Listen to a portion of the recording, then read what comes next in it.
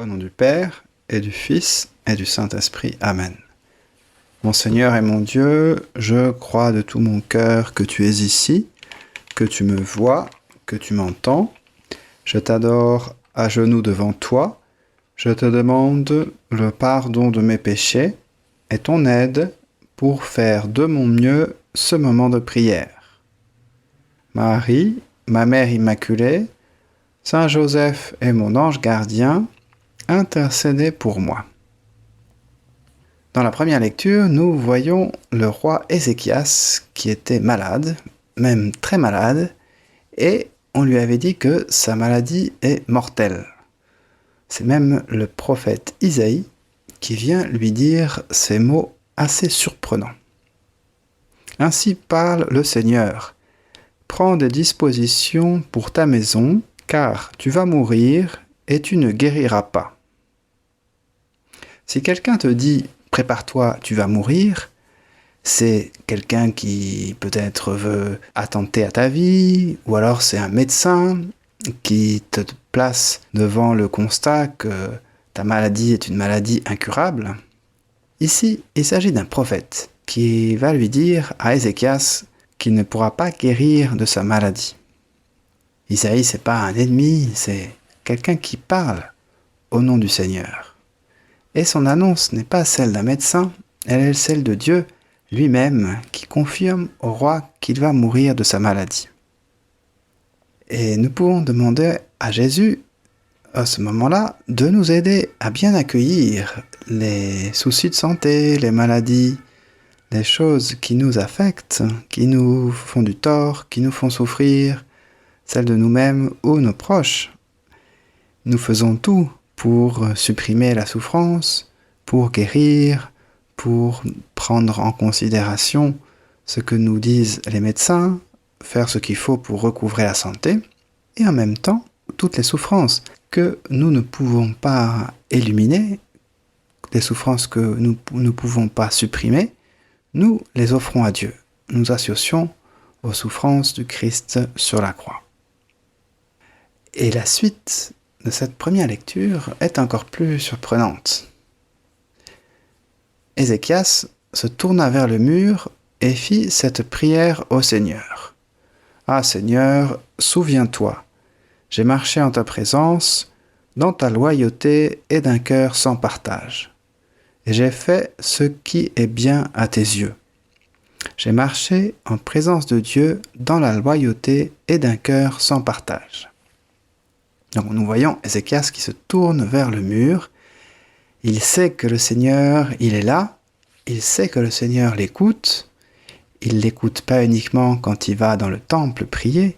Il l'écoute aussi quand il est dans sa chambre. Et nous aussi, Jésus, nous croyons que tu nous écoutes à chaque fois.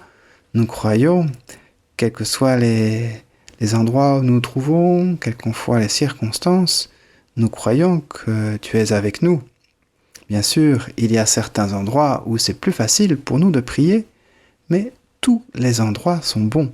Tous les endroits sont l'occasion de nous adresser au Seigneur, de lui dire ces mots, de lui faire partager nos expériences, nos peines, nos joies.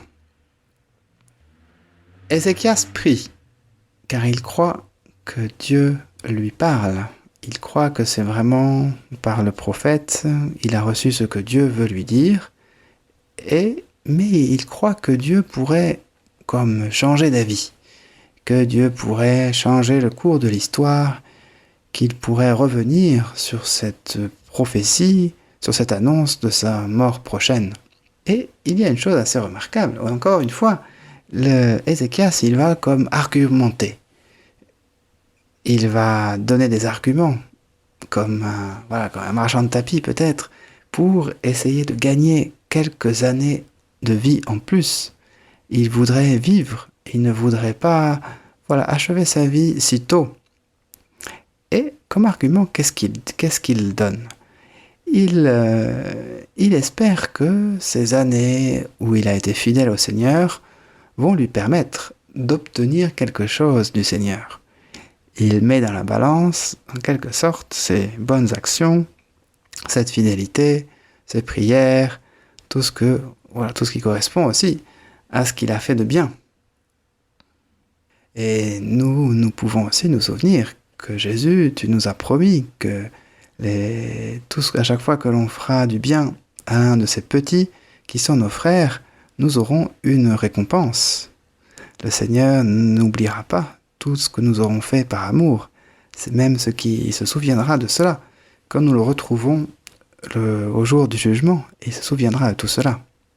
Mais nous pouvons aussi voir qu'il manque quelque chose.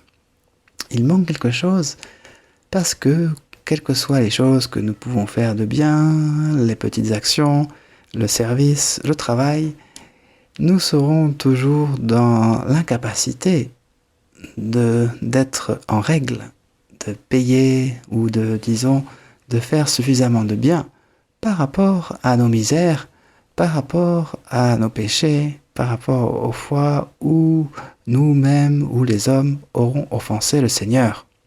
Et ce qui semble manquer, c'est un aspect de la contrition.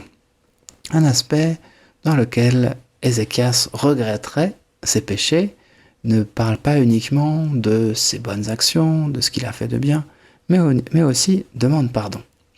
Ici, nous ne le trouvons pas dans cette première lecture. Il y a tout de même une attitude qui est juste répétée après, qui pourrait nous mettre sur la piste d'une contrition, qui pourrait être le signe d'une contrition.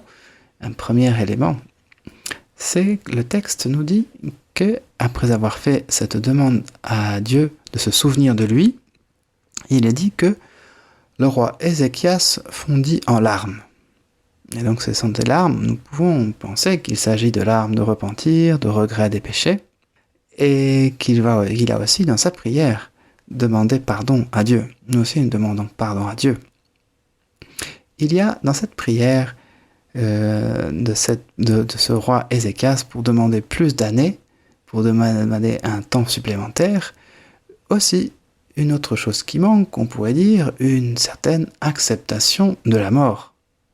C'est le pape Saint Pie qui était pape entre 1903 et 1914, qui avait recommandé cet acte d'acceptation de la mort et avait même conféré une indulgence plénière au moment de la mort, avec cette prière, si elle n'est pas rétractée.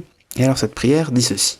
« Seigneur mon Dieu, dès aujourd'hui, j'accepte de votre main volontiers et de grand cœur le genre de mort qu'il vous plaira de m'envoyer, avec toutes ses angoisses, toutes ses peines et toutes ses douleurs. » Saint Pie il avait une conception de la vie sans doute plus surnaturelle qu'Ézéchias. Il cherchait à préserver la paix, il cherchait à éviter à tout prix la Première Guerre mondiale, qui a éclaté effectivement en 1914. Il l'avait prévu qu'elle éclaterait. Il voulait tout faire pour l'éviter, et en voulant l'éviter, il disait « Je donnerai volontiers ma vie pour conjurer cet horrible fléau. » Ce Saint Pie X qui était prêt à donner sa vie, à souffrir, à accepter de quitter ce monde plutôt si ça pouvait être utile pour aider à la paix. C'est une situation bien différente du roi Ézéchias, mais nous-mêmes nous pouvons tirer de cet exemple de Saint Pie X et cette prière du roi Ézéchias une meilleure disposition par rapport à notre vie.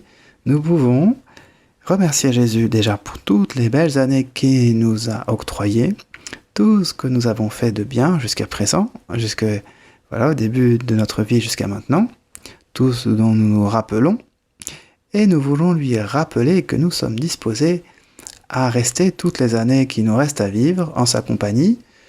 Nous voulons, Jésus, t'assurer que nous allons vivre avec toi, que nous allons être fidèles à ce que tu nous demandes. Nous allons souhaiter d'avoir une bonne santé, souhaiter d'avoir encore de nombreuses années à vivre pour faire le bien sur la terre. C'est cela que nous, Seigneur, nous voulons te demander. Aide-nous à faire le bien pour toutes les années qu'il me reste à vivre. Aide-nous, Jésus, à donner notre vie au service des uns et des autres. Nous pouvons invoquer Marie sous le vocable de Reine de la paix pour qu'elle nous aide à donner cette paix autour de nous, à agir toujours avec bienveillance au service des personnes de notre entourage. Je te remercie, mon Dieu, des bonnes résolutions, des beaux désirs et des lumières que tu as semées dans mon cœur pendant ce moment de prière. Je te demande de m'aider à les faire fructifier. Marie, ma Mère Immaculée, Saint Joseph et mon ange gardien, accompagnez-moi toujours en chemin.